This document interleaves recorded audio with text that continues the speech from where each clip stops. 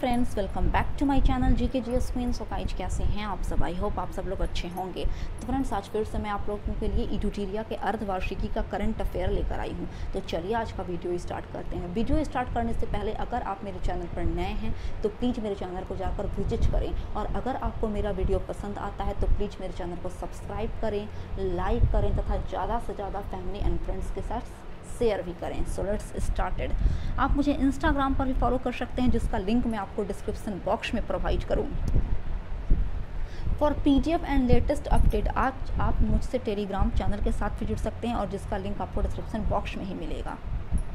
तो चलिए आज का question number first current affair में देख सकते हैं कि हाल के दिनों में सुर्खियों में रहा टोकामक क्या है? तो ऑप्शन सी यानी संलयन ऊर्जा को नियंत्रित करने का यह एक मशीन है, यंत्र है टोकामक। नेक्स्ट, मुख्यमंत्री किसान मित्र ऊर्जा योजना की शुरुआत किस राज्य सरकार ने की? तो ऑप्शन डी, यह पहल राजस्थान सरकार की है, और प्रेजेंट टाइम में राजस्थान के सीएम हैं श्री अशोक गहलोत। नेक्स्ट है कि निम्नलिखित में से किस देश ने बिटकॉइन को अपने देश में वैध मुद्रा का दर्जा दिया है? अल सल्वाडोर ने। नेक्स्ट, युवा शक्ति कोरोना मुक्ति अभियान किस राज्य सरकार की पहल है? तो ये मध्य प्रदेश की पहल है, और प्रेजेंट टाइम में एमपी के जो सीएम हैं वे हैं शिवराज सिंह चौहान। नेक्स्ट है कि 14 जून 2021 को नाटो शिखर सम्मेलन की 31वीं औपचारिक बैठक का आयोजन कहाँ किया गया? तो बेल्जियम में किया गया। अगर नाटो के फुल फॉर्म की बात करते हैं तो इसका फुल फॉर्म होता है North Atlantic Organisation, North Atlantic Treaty Organisation. Next है कि भारत तथा किस देश ने द्विपक्षीय व्यापारिक संबंधों को मजबूती देने के लिए दोनों देशों ने 10 वर्षीय रोड मैप का अनावरण किया है? तो option A is correct, UK ने। नेक्स्ट, उत्तरी अटलांटिक संधि संगठन यानी नाटो देशों ने किस देश में संयुक्त सैन्य अभ्यास डिफेंडर यूरोप 21 का शुभारंभ किया है? Option D is correct, Albania में। तो चलिए 8 है कि हाल ही में लॉरियस वर्ल्ड स्पोर्ट्स अवार्ड 2021 की घोषणा की गई। इसके संबंध में कौन सा कथन सत्य है? तो ऑप्शन सी यानी फर्स्ट और सेकंड दोनों। फर्स्ट है कि sports women of the year का पुरस्कार नाओमी ओसाका को दिया गया, हालांकि sports man of the year का पुरस्कार राफेल नडाल को दिया गया। तो चलिए नेक्स्ट है कि हाल ही में किस संस्था द्वारा विकसित एंटी कोविड-19 दवा ड्रग 2 डीऑक्सी डी ग्लूकोज को डीसीजीआई ने एक कोरोना वायरस प्रभावित रोगियों के प्रयोग के लिए स्वीकृति दी है? ऑप्शन सी यानी डिफेंस रिसर्च डेवलपमेंट ऑर्गेनाइजेशन यानी डीआरडीओ। अगर डीआरडीओ के हेडक्वार्टर की बात करें तो यह न्यू दिल्ली में सिचुएटेड है, तथा डीआरडीओ की स्थापना 1958 ईस्वी में की गई थी। नेक्स्ट है कि आवास एवं शहरी मामले मंत्रालय द्वारा जारी रैंकिंग के तहत स्मार्ट सिटी मिशन के क्रियान्वयन में किस राज्य को प्रथम स्थान प्राप्त हुआ है? तो ऑप्शन डी यानी झारखंड को। नेक्स्ट है कि जनजातीय स्कूलों में डिजिटल परिवर्तन लाने हेतु जनजातीय मामलों के मंत्रालय ने किसके साथ समझौता किया है? Option B is correct, Microsoft के साथ। नेक्स्ट, भारत का पहला कृषि निर्यात सुविधा केंद्र कहाँ स्थापित किया गया है? पुणे में। नेक्स्ट है कि हाल ही में भारत के किस पड़ोसी देश ने अपनी संसद को भंग कर दिया है? Option A is correct, Nepal ने। तो चलिए नेक्स्ट है कि निम्नलिखित में से किस संस्था ने यंग वॉरियर्स अभियान की शुरुआत की है? तो ऑप्शन बी, सीबीएसई ने, जिसका फुल फॉर्म होता है central board of secondary education. अगर प्रेजेंट टाइम में इसके चेयरमैन की बात करें, अध्यक्ष की बात करें, तो इसके चेयरमैन हैं श्री मनोज आहूजा। नेक्स्ट है कि भारत के 48वें मुख्य न्यायाधीश के तौर पर किसने शपथ ग्रहण की है? तो नाथुलापति वेंकट रमन ने, जिनका कार्यकाल 26 अगस्त 2022 तक रहेगा। नेक्स्ट है कि निम्न में से किस संगठन ने अंतरिक्ष प्रौद्योगिकी के क्षेत्र में निजी क्षेत्र की कंपनियों की भागीदार बनाने का निर्णय लिया है? तो option A is correct, ISRO. ISRO का फुल फॉर्म होता है इंडियन स्पेस रिसर्च ऑर्गेनाइजेशन, और इसरो का गठन 1969 ईस्वी में किया गया था। प्रेजेंट टाइम में इसरो के अध्यक्ष डॉक्टर के सिवन हैं। नेक्स्ट है कि अप्रैल 2021 में उष्णकटिबंधीय चक्रवात सेरोजा ने किस देश में भारी तबाही मचाई है? तो इंडोनेशिया में ये बहुत ही भारी तबाही मचाने वाला चक्रवात आया है सेरोजा।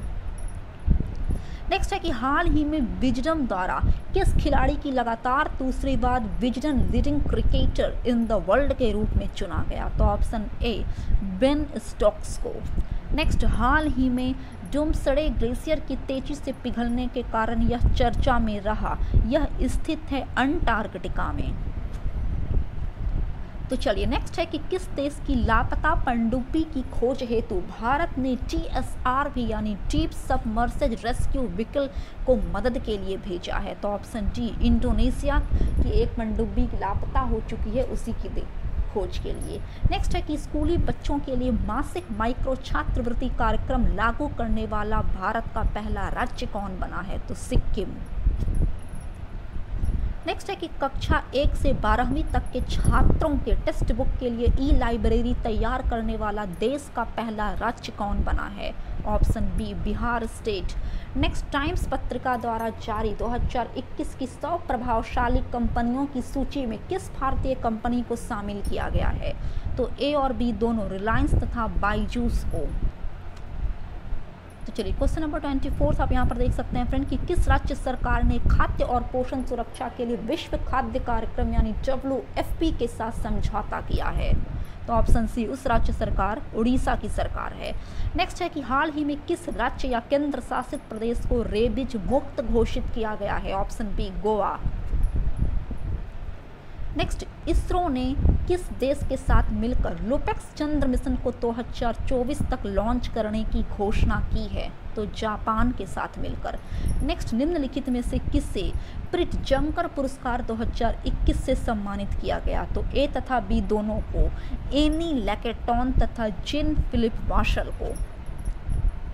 नेक्स्ट है कि international women of courage award 2021 किसे प्रदान किया गया है? तो ये कौशल्या शंकर को प्रदान किया गया है। नेक्स्ट, चौथे वैश्विक आयुर्वेद महोत्सव का आयोजन कहाँ किया जाएगा? तो केरल में। नेक्स्ट है कि निम्नलिखित में से किस नदी पर भारत के पहले नौका पुस्तकालय की शुरुआत की गई है? तो ऑप्शन बी हुगली नदी पर। नेक्स्ट है कि भारत की पहली एयर टैक्सी सेवा का परिचालन कहां से कहां तक किया गया? तो option B is correct, from Hisar to Chandigarh. तो चलिए क्वेश्चन नंबर 32 आप यहाँ पर देख सकते हैं फ्रेंड कि किस राज्य सरकार ने कलिवेली आर्द्रभूमि को पक्षी अभ्यारण्य बनाने की घोषणा की है? तमिलनाडु गवर्नमेंट ने। नेक्स्ट, बजट 2020 से 21 के तहत समुद्री शैवाल की खेती को बढ़ावा देने के लिए किस राज्य में बहुउद्देशीय समुद्री शैवाल पार्क की स्थापना की जाएगी? तो option C is correct, Tamil Nadu में। नेक्स्ट क्वेश्चन नंबर 34 है कि किस राज्य सरकार ने चिराग परियोजना के लिए विश्व बैंक के साथ $100 मिलियन की साझेदारी की है? छत्तीसगढ़ राज्य सरकार ने। नेक्स्ट, 21 जून 2021 को मनाए गए अंतर्राष्ट्रीय योग दिवस का थीम क्या था? तो ऑप्शन ए यानी yoga for well being. Next है कि UNCTAD द्वारा जारी रिपोर्ट के अकॉर्डिंग सर्वाधिक FDI प्राप्तकर्ता देशों में भारत का पोजीशन है 5th।